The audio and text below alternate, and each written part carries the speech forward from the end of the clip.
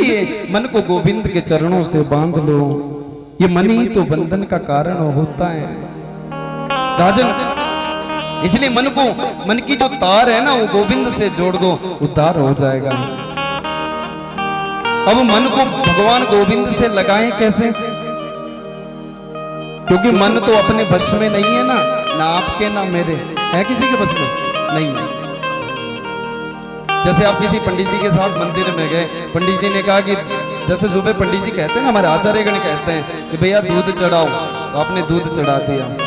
पंडित जी ने कहा कि दही चढ़ाओ, आपने दही चढ़ा दी। अब पंडित जी ने कहा फूल चढ़ाओ, आपने फूल चढ़ा दिया। अब पंडित जी कहने लगे अपने मन को चढ़ा दो, तो मन चढ़ा सकते हैं? नहीं चढ़ा सकते। क्यों? क्योंकि मन तो अपने बस में है ही नहीं महाराज। क्योंकि ये मन बड़ा चंचल है, कैसे तेरा भजन करूं, जितना इसे समझाऊं,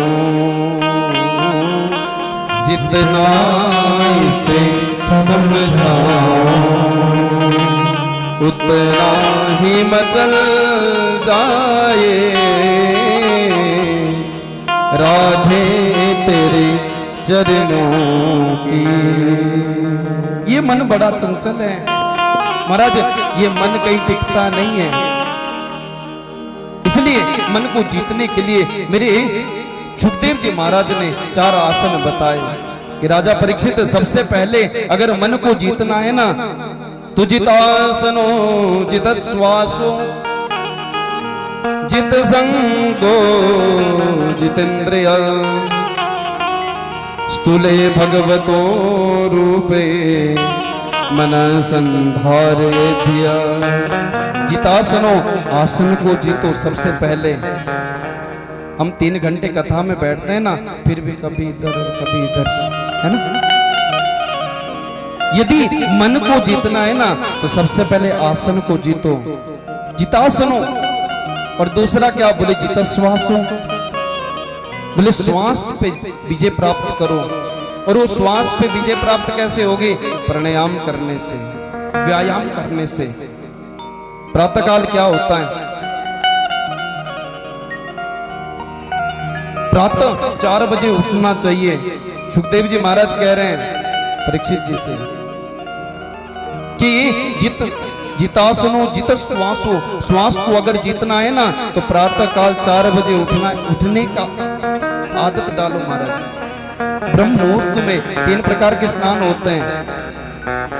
पहला स्नान होता है ऋषि स्नान, और दूसरा स्नान होता है मनुष्य स्नान, और तीसरा स्नान होता है राक्षस स्नान।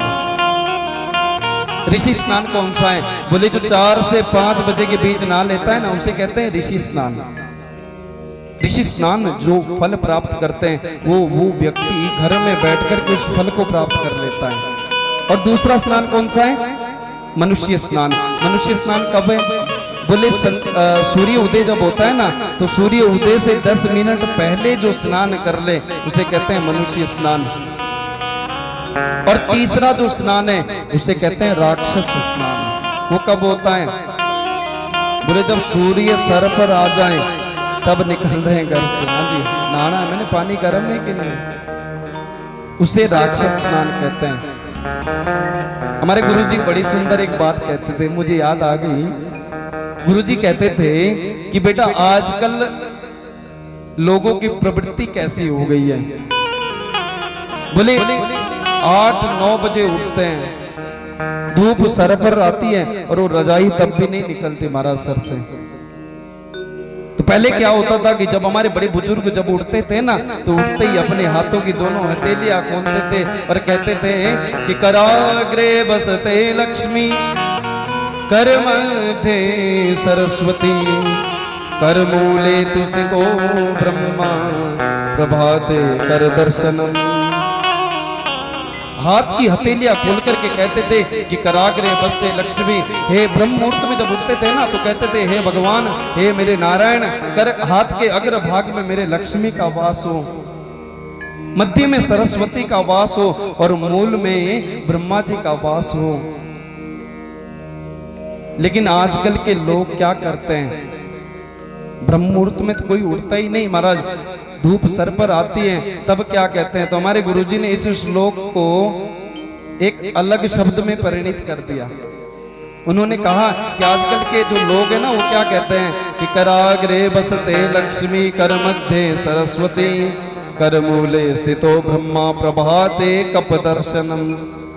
बोले अब कर दर्शन नहीं, तब तक रजाई सर से बाहर नहीं निकलेगी जब तक आपने चाय नहीं पिलाएंगे। कप दर्शनम, पहले कप दर्शन करना है, कर दर्शन बाद में करेंगे, है ना।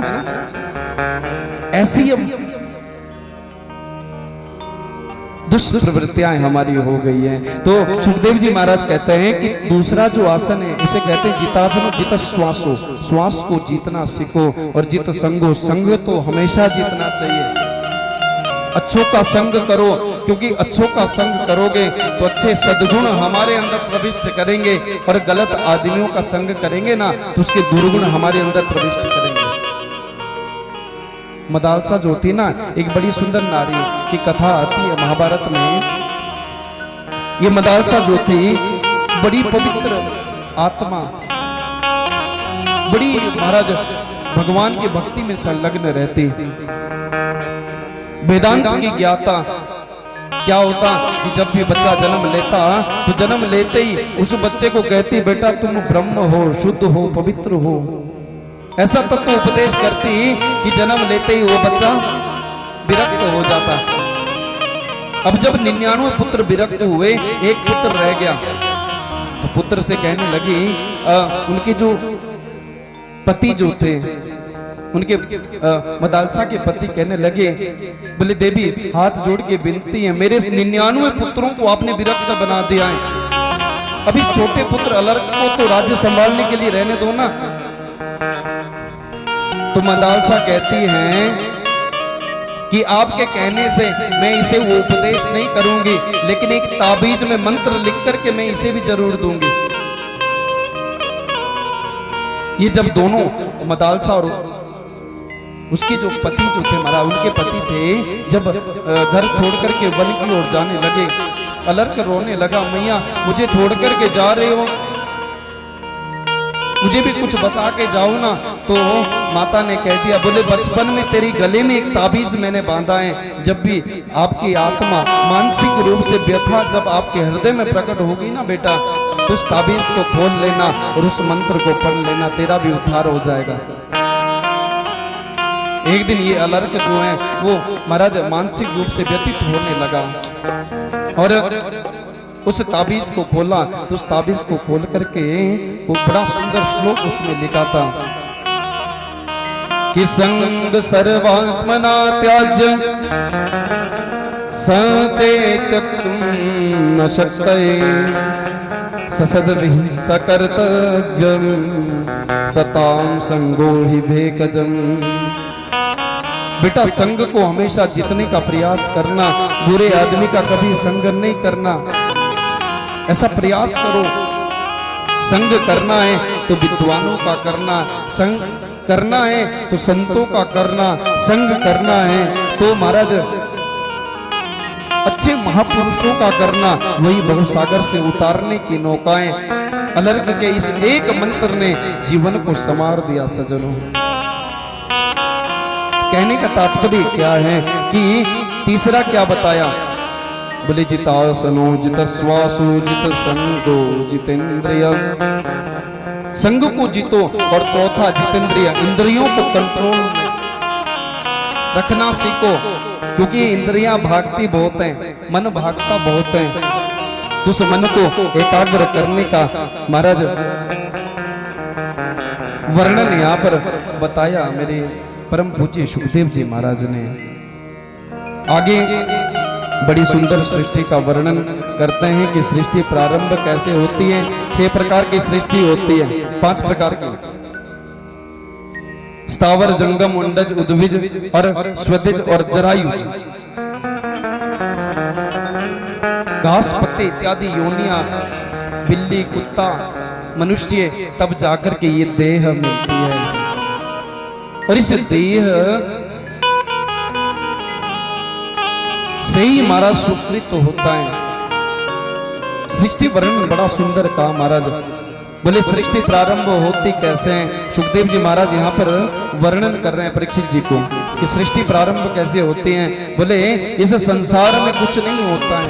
जब ये पूरी सृष्टि खत्म हो जाती है ना तो संसार में कुछ भी नहीं रहता, सिर्फ मेरे नारायण रहते हैं।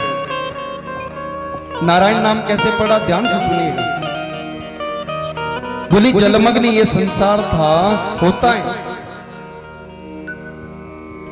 तो जल मग्न जब ये संसार होता है तो नार कहते हैं जल को और अयन कहते हैं घर को।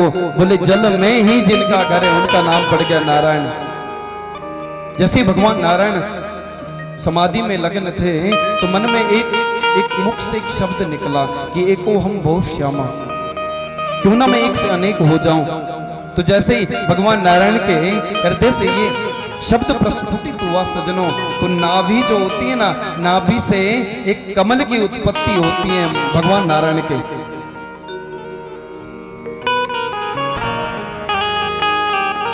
और जैसे ही कमल की उत्पत्ति हुई तो उस कमल का मुख जैसे ही खुला तो उस मुख से मेरे ब्रह्मा जी की उत्पत्ति हो गई। बोले ब्रह्मा जी भगवान की। अब ब्रह्मा जी की जैसी उत्पत्ति हुई तो ब्रह्मा जी चारों दिशाओं में देखने लगे। परिक्रमण व्योमनि विवित्र नेत्र चत्वारि देवेन उदिशं मुखानि। जैसी उत्पत्ति हुई चारों दिशाओं में देखने लगे, चार मुख हो गए। तभी तो नाम चतुर्मुख पड़ गया ना। ब्रह्मा जी ने देखा सृष्टि में कुछ भी नहीं है, जलमग्न संसार है, मेरी उत्पत्ति कहां से हुई है? तो उस कमल के नाभि तंतु में ऊपर नीचे घूमते रहे महाराज हजारों वर्ष। तूने दो शब्द सुनाई दिए, त और प, 16वां और 21वां शब्द है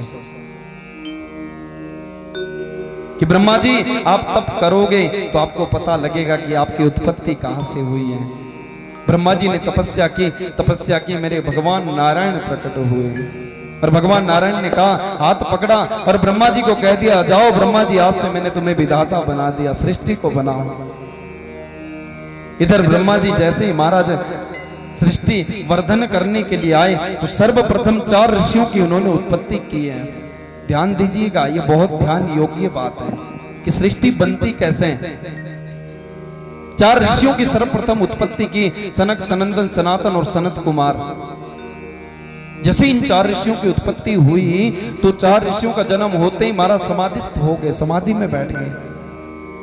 समाधि जैसे ही कईयों वर्ष बाद खुली तो ब्रह्मा जी कहने लगे, बेटा मैंने तुम्हारी उत्पत्ति संसार के वर्धन के लिए करी थी, तुम तो समाधि में बैठ गए। जाओ और जाकर के भगवान का सुमिरन करो, सृष्टि को बनाओ।